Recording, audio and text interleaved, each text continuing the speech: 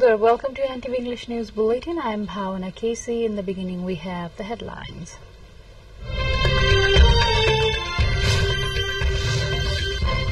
President Nepal reaches Berlin of Germany to meet his German counterpart tomorrow. Israel announces tactical pause to allow deliveries of humanitarian aid in southern Gaza, says pause coordinated with the UN and other international aid agencies. Holders Italy begins its title defense with 2-1 win over Albania in Eurocup 2024. Spain thrashes Croatia 3-0. And Australia ends Scotland's T20 World Cup campaign. Defeats by 5 wickets, win sends England into Super 8.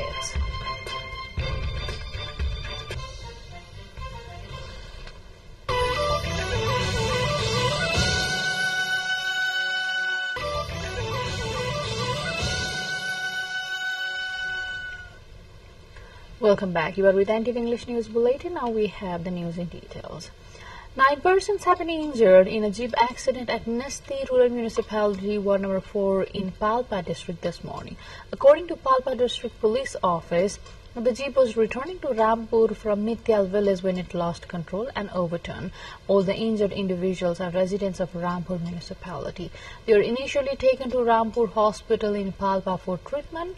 However, due to the severity of the injuries, Rampur Hospital has referred them to Lumini Medical College for further treatment, according to District Police Office Palpa. The vehicle has been impounded by the police and further investigation has been started into the incident. President Ramchandra Paudel has reached Berlin of Germany. The official visit comes at the cordial invitation of President of the Federal Republic of Germany, Dr. Frank-Walter Steinmeier. Ambassador of Nepal to Germany, Ramkaji Khadka, and other senior officials from the Federal Foreign Office and the Office of the Federal Republic of Germany welcomed the President and members of his entourage upon arrival at the Berlin-Brandenburg International Airport. President Paudel is accompanied by his spouse Savita Paudel, Foreign Affairs expert Dr. Suresh Chandra Chalise, Foreign Secretary Sewa Lamsal, Secretary at the Office of the President Diliram Sarma, and senior officials of the Ministry of Foreign Affairs and the Office of the President of Nepal. This is the first official visit from Nepal at the level of the head of state to Germany since 1986. Official talks are scheduled to be held between President Paudel and the President of Germany on Monday, according to the Nepali embassy based in Berlin. Diplomatic relations were established between Nepal and Germany in 1958. President Paudel, meanwhile, is scheduled to return home on June the 19th. The House of Representatives is holding its meeting today as well. The ministry-wise discussions on the Appropriation Bill 2081 is underway in today's meet as well. The discussions focuses on the Ministry of Federal Affairs and General Administration, the Ministry of Water Resources and Irrigation, and the Ministry of Finance. Additionally, Minister of Industry, Commerce and Supply, Damodar Bhandari, is slated to propose a bill seeking permission to introduce the bill to amend some Nepal acts related to investment Facilitation 2081. The agenda includes presenting the bill to amend some Nepal Acts related Investment Facilitation 2081. With this update, time to go for a short break, but still to come we have. Welcome back now to the international updates. The Israeli military on Sunday announced a tactical pause in its offensive in the southern Gaza Strip to allow the deliveries of increased quantities of humanitarian aid. The army said the pause would begin in the Rafah area at 8 a.m. and remain in effect until 7 p.m. local time.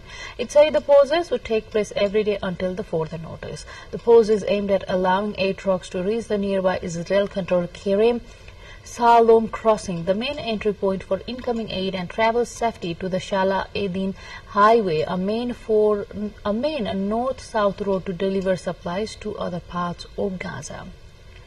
It said the pause was being coordinated with the UN and international aid agencies.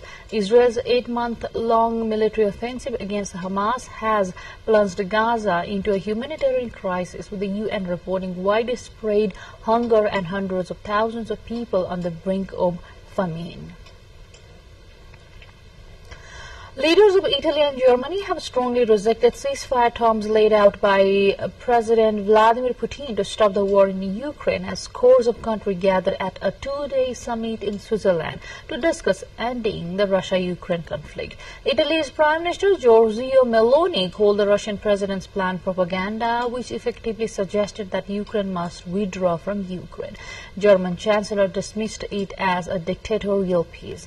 A draft declaration issued at the summit reaffirms Ukraine's territorial integrity and rejects any nuclear threat against the country. The document, due to be formally adopted on Sunday, also states that the safe transit of commercial shipping in the Black and Azov Sea is vital for the global food security. On Friday, Putin claimed he would agree to a ceasefire if Ukraine withdraw troops from the 4 regions which Russia partially occupies and claims to have annexed.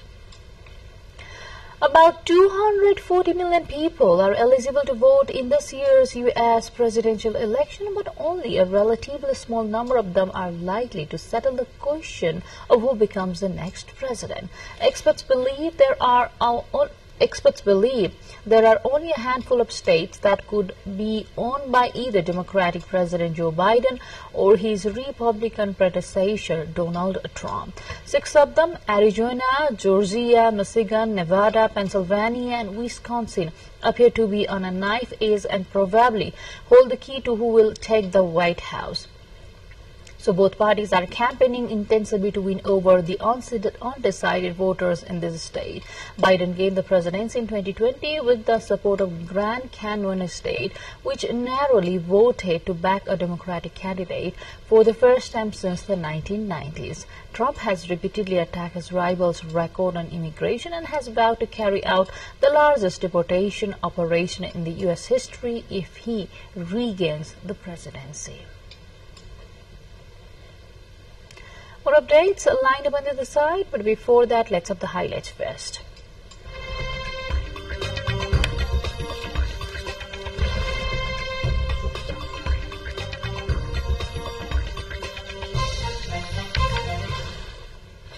Water demand is increasing in the world's most populous nation of 1.4 billion people, India, but supplies are shrinking with climate change driving erratic rainfall and extreme heat.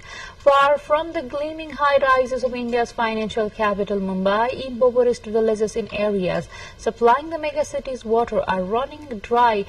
A crisis repeated across the country that experts say foreshadows the terrifying problems.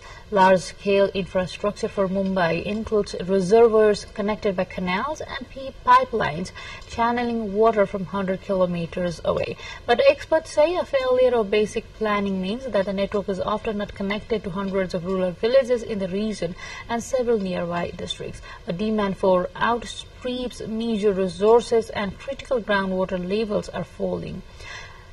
Climate change is shifting the weather patterns, bringing longer-lasting and more intense droughts as well rapidly run dry early in the extreme heat. Temperatures this year surged above a brutal 45 degrees Celsius. Pilgrims performed the last major ritual of the Hajj, the stoning of the devil, in the western Saudi Arabia as Muslims over the world celebrate the Eid al-Adha holiday. Beginning at dawn, the 1.8 million Muslims undertaking the pilgrimage this year will throw 7 stones at each of the 3 concrete walls, symbolizing the devil in the Mina Valley, located outside Makkah, the holiest city in Islam. The pilgrims left Mount Arafat on Saturday evening to spend their night in a nearby site known as Muzdalifah, where they collected pebbles they have used in the symbolic stoning of pillars representing the devil. China is developing a lunar version of Long March 10 carrier rockets for its future moon landing missions. A ground test run for the first stage propulsion system of the lunar version rocket was completed on Friday, marking a key step to realize the crewed moon landing by 2030. The Long March 10 adopted a modular design which allows a flexible configuration of modules depending on the need of the mission. Currently, the crewed launch vehicle has two main versions for different space missions to be conducted. More updates line up on the other side, but before that, let's have the highlights first.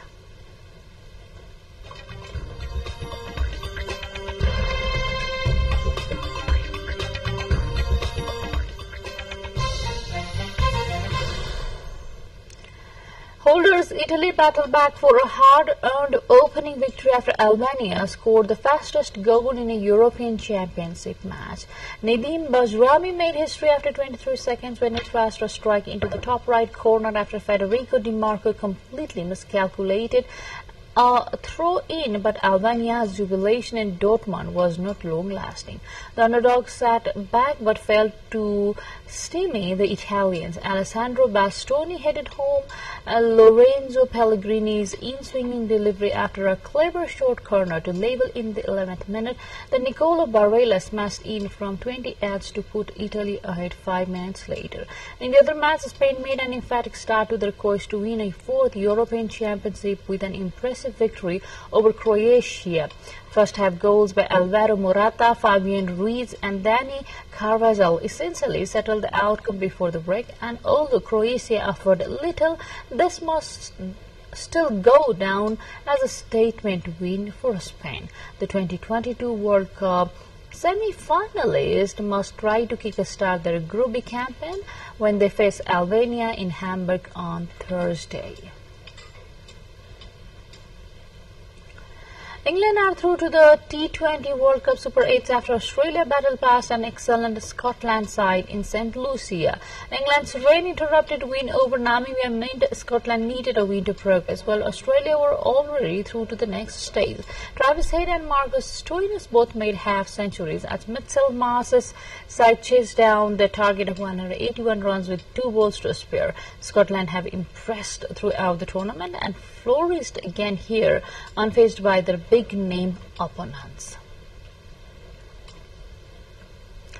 14 Russian and 11 Belarusian athletes have been authorized by the IOC to compete as neutrals in the Paris Games, according to an initial list published by the Olympic body on Saturday.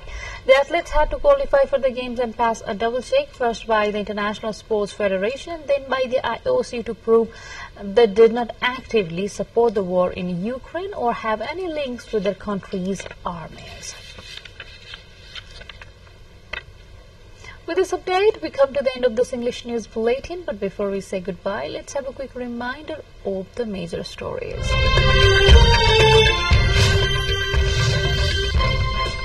President Ramchandra Poland reaches Berlin of Germany to meet his German counterpart tomorrow. Israel announces tactical pause to allow deliveries of humanitarian aid in southern Gaza, says pause coordinated with the UN and international aid agencies. Holders Italy begin its title defense with a 2-1 win over Albania in Euro Cup 2024. Spain crosses Croatia 3-0. And Scotland and Australia ends Scotland's T20 World Cup campaign, beats by 5 wickets, wins sends England into Super 8.